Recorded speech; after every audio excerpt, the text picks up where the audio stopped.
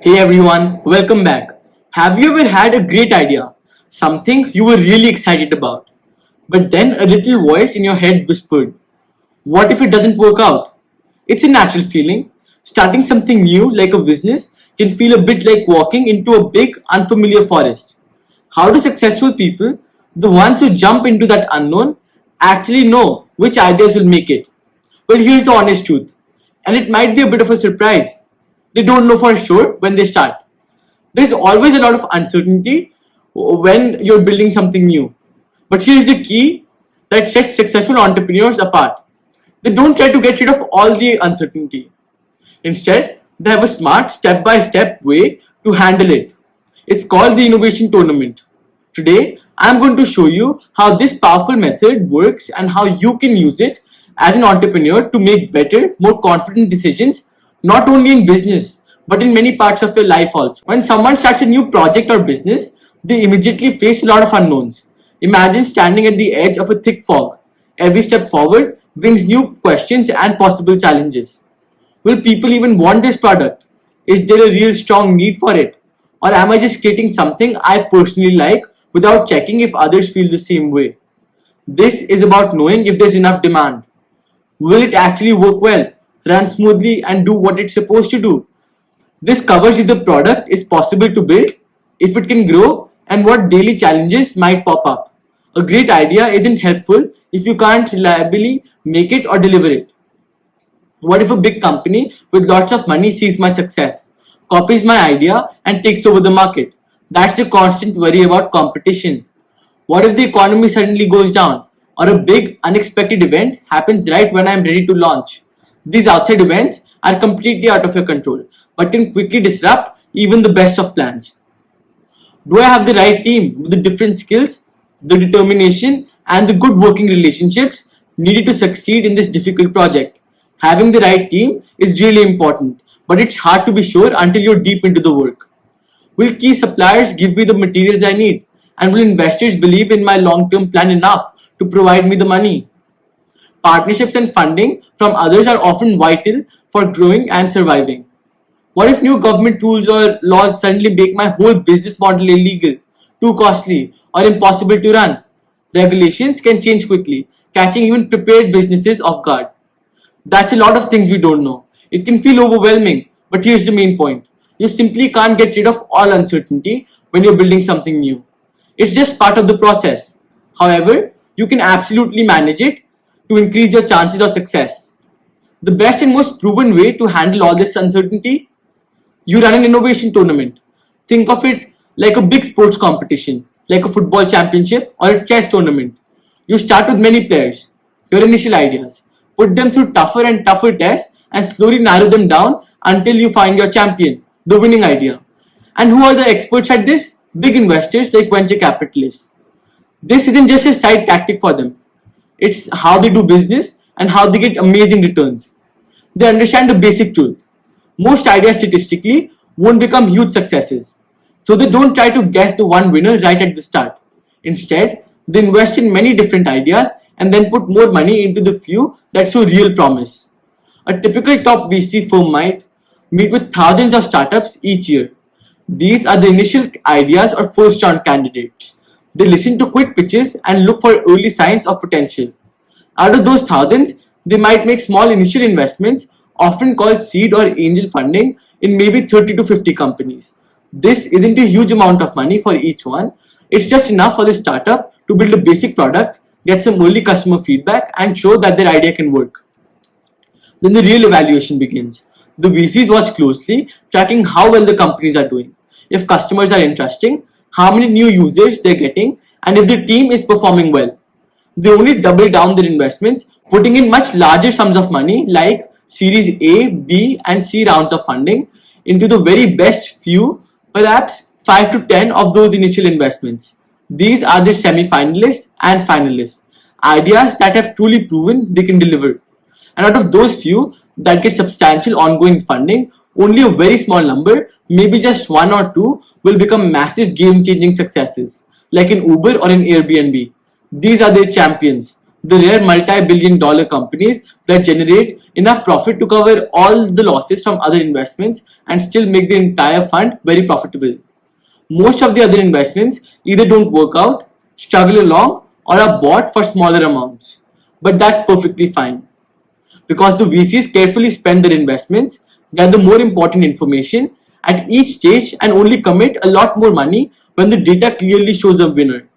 This is the power of venture capital in action. Now, most of us aren't big time investors. We can't fund dozens of startups at once. But here's the really empowering part. You can still use this smart tournament style thinking for your own projects. Whether it's a side business, a community project, or a tech startup, you can run your own mini tournaments to make your ideas stronger and your decisions smarter, which greatly lowers your risks. Instead of just getting fully committed to your very first idea and putting everything into it, you can start with 5 to 10 initial ideas that interest you. Then you spend just a little bit of time, effort, and money on each idea, just enough to get important information and see which one looks the most promising. This small investment isn't about building a complete product. It's about quickly checking your ideas to see if they hold up. For each idea, this might mean building a rough prototype. This could be a simple clickable sketch of an app, a hand-drawn picture of a product, or even a basic spreadsheet showing how a service would work. The goal is just to make the idea real enough to get feedback. Running a quick focus survey. Ask specific questions to potential customers about their problems, how they solve them now, and if they'd be interested in your idea. You can use your free online tools for this. Doing focused interviews. Talk directly to people who experience the problem you want to solve. Listen carefully to their frustrations and needs. This direct feedback is extremely valuable. Setting up a simple landing page. Create a single web page describing your idea and see if people sign up for more information, like an email address. This checks initial interest. Running small A/B tests.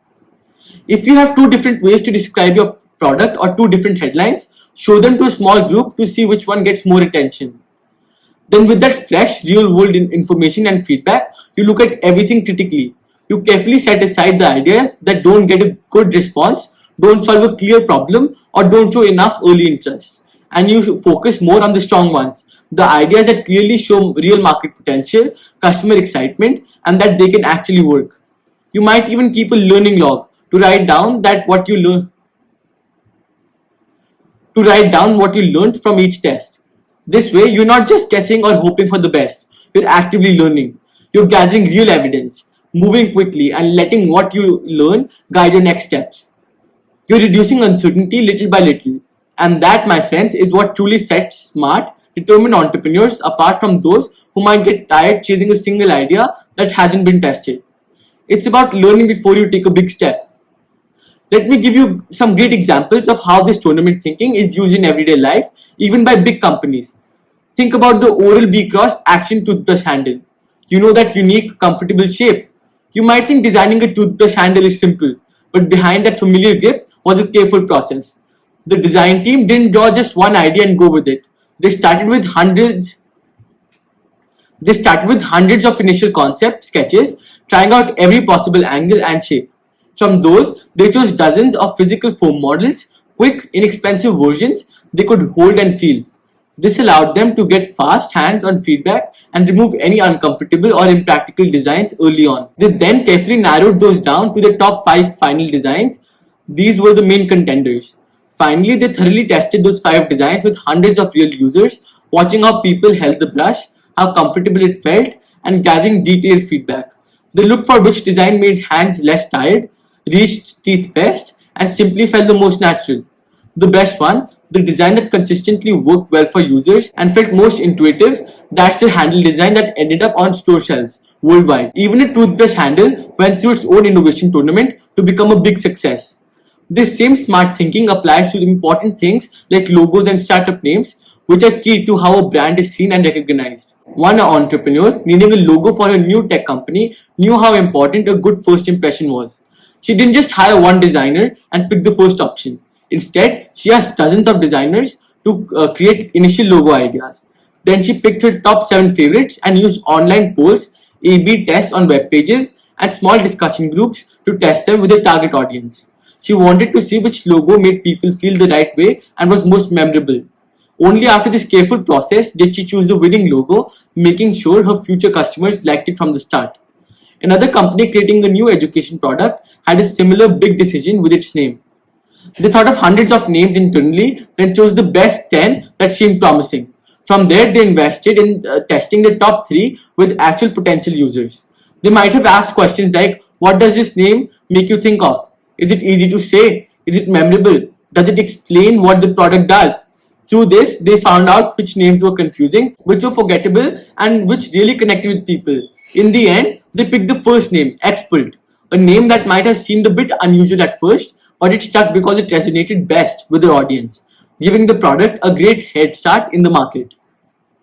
The best part, this powerful tournament thinking can be used in so many situations. It's not just for choosing your main business idea. You can use it for almost any decision in business and even in your personal life, where there's a lot of uncertainty. Product design. Don't just build one version of your app. Test different ways to navigate it, different button placements, or visual styles. Test different features with early users to see what's truly valuable. Brand identity. Explore different visual styles, colors, and ways of talking about your brand. Which brand story makes people feel more connected? Marketing strategy. Test different ad messages, images, social media posts, or even whole campaign ideas with small groups. Which message gets attention and makes people act? Pricing models. Try out different price points or subscription plans with small controlled groups to find what customers value most and are willing to pay. This is much safer than setting one price and hoping. Team roles/hiring. When hiring for an important job, don't just do interviews.